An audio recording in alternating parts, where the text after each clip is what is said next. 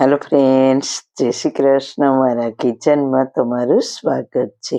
આજે હું કઈ રેસીપી લઈને નથી આવી, પણ વાળ માટે ખૂબ જ ઉપયોગી પાવરફુલ રેમેડી લઈને આવી છું.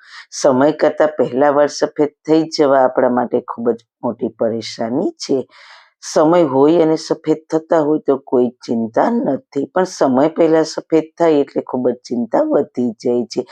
આજકાલ આ પ્રોબ્લેમ બાળકોમાં પણ ખૂબ જ જોવા મળે છે. આજે બધા જ પ્રશ્નો સોલ્વ થઈ જાય તેવી હોમ રેમેડી આપણે ઘરમાં રહેલી સામગ્રીમાંથી તૈયાર કરીશું. તો ચલો બનાવવાનું સ્ટાર્ટ કરીએ.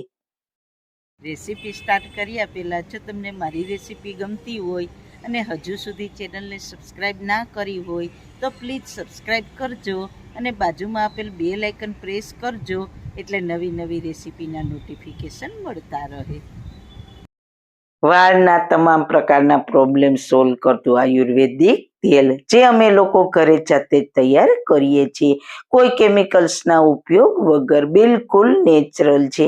ઘણી આયુર્વેદિક જડીબુટી ભેગી કરી આ આયુર્વેદિક તેલ તૈયાર કરવામાં આવે છે. જો તમારે ખરીદવું હોય તો તેના ઓર્ડર અમે લઈએ છીએ. ઓર્ડર કન્ફર્મ કરવા માટે વોટ્સએપ નંબર સ્ક્રીન ઉપર જોઈ શકો છો. જો તમારે આ તેલનો પૂરો વિડીયો જોવો હોય તો તમને આ ચેનલ પર મળી જશે અને ડિસ્ક્રિપ્શન બોક્સમાં લિંક પણ મૂકેલી છે. સૌથી પહેલા પાવરફુલ રેમેડી બનાવવા માટે પહેલા લઈશું સરસવનું તેલ. સરસવના તેલમાં vitamin A, vitamin D, vitamin E અને ઝીંક જેવા પોષક તત્વો હોય છે, જે વાળને સમય પહેલા સફેદ થતા અટકાવે છે. જો તમારા વાળ બે મોટા વાળા છે તો તે પણ સરસવના તેલથી દૂર થઈ જશે.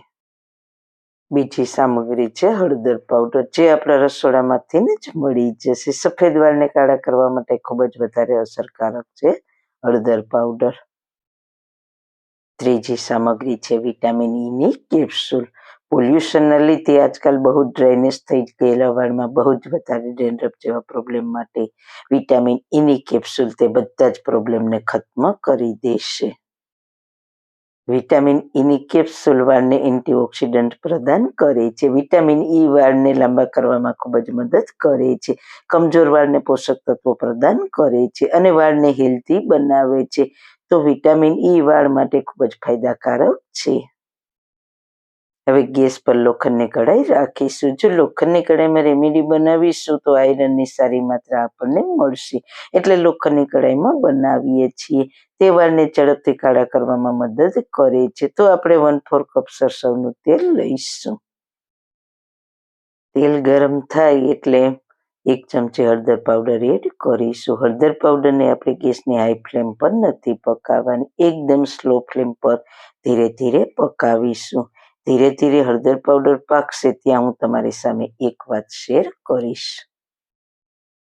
આ રેમેડી તો આપણે બનાવી જ છે, પણ જો ઘણા લોકોને આ રેમેડી બનાવવાનો ટાઈમ નથી અથવા આ તેલ લગાવવાનું પસંદ નથી, તો તેના માટે હું લઈ આવી છું સમય પહેલા વાળ સફેદ થતા અટકાવવા માટે અનેક ઔષધિ ગુણોથી ભરપૂર હેર ઓઇલ, જે નેચરલ સામગ્રીમાંથી તૈયાર કરેલું આ તેલ સમય પહેલા સફેદ થતા વાળને અટકાવશે. જો સફેદ થઈ ગયા છે તો વધારે સફેદ થતા અટકાવશે.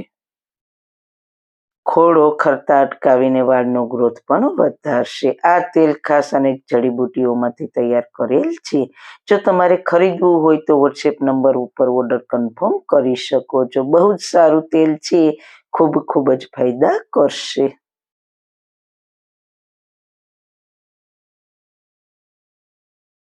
ત્યાં આપણો હળદર પાવડરનો કલર પણ ડાર્ક થઈ ગયો છે. આ તમને એક જ વખતમાં રિઝલ્ટ નહીં મળે, પણ ચોક્કસ ધીરે ધીરે આપણા વાળને સફેદ થતા બચાવશે અને સફેદ છે તેને પણ ધીરે ધીરે કાળા કરી દેશે. રેગ્યુલર ઉપયોગ કરશો તો બહુ જ પાવરફુલ રેમેડી છે. ધીરે ધીરે બિલકુલ ડાર્ક કલર થઈ ગયો છે, ધુવાડા નીકળવા લાગ્યા છે, બિલકુલ કાળા પણ આવી ગયું છે. હજુ કાળો કલર આવે ત્યાં સુધી પકાવીશું. તો તમે જોઈ શકો છો એકદમ બ્લેક કલર થઈ ગયો છે. તો ગેસની ફ્લેમ બંધ કરીને ઠંડુ થવા દઈશું. આ રેમેડી તમારા વાળને કોઈ જ નુકસાન નહીં કરે. હવે ઠંડી થઈ ગઈ છે તો તેને ગરણી વડે ગાળી લઈએ. એક બાઉલમાં ગરણી એકદમ ઝીણી હોય તેવી લેવાની, એટલે જે હળદર પાવડર બળી ગયો છે તે ગરણીમાં ગળાઈ જાય અને તેનો જે કલર છોડ્યો છે તે તેલમાં મિક્સ થઈ જાય. જુઓ, સરસ બ્લેક કલરનું તેલ તૈયાર થઈ ગયું છે. તેમાં વિટામિન ઈની કેપ્સ્યુલ 1 થી 2 નાખીશું. સારી રીતના મિક્સ કરીશું. 5 થી 6 વાર યુઝ થશે, અથવા જો મોટા વાળ છે તો 2 વારમાં પૂરું તેલ લગાવી દેવાનું. જો તમને સફેદ વાળ થવાનું શરૂ થઈ ગયું છે તો તે બધા જ પ્રોબ્લેમને ખત્મ કરી દેશે જ. હું તો તમને એટલું જ કહું છું કે તમે નાની ઉંમરમાં લગાવવાનું સ્ટાર્ટ કરી દો ને તો સફેદ વાળ થવાના ચાન્સ જ ના રહે.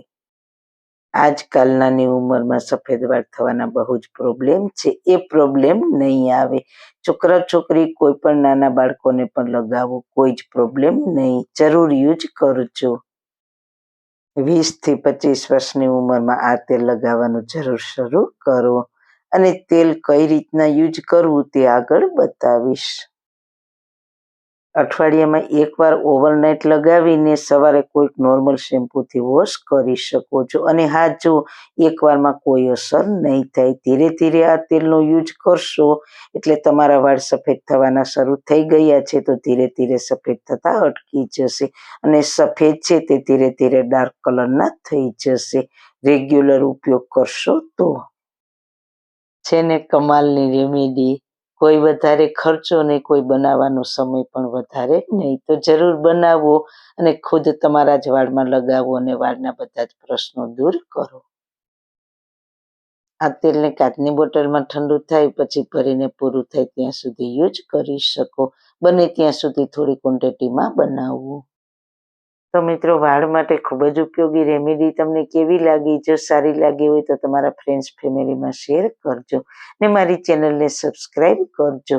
ફરી મળીશું નવી રેસીપી સાથે. જય શ્રી કૃષ્ણ.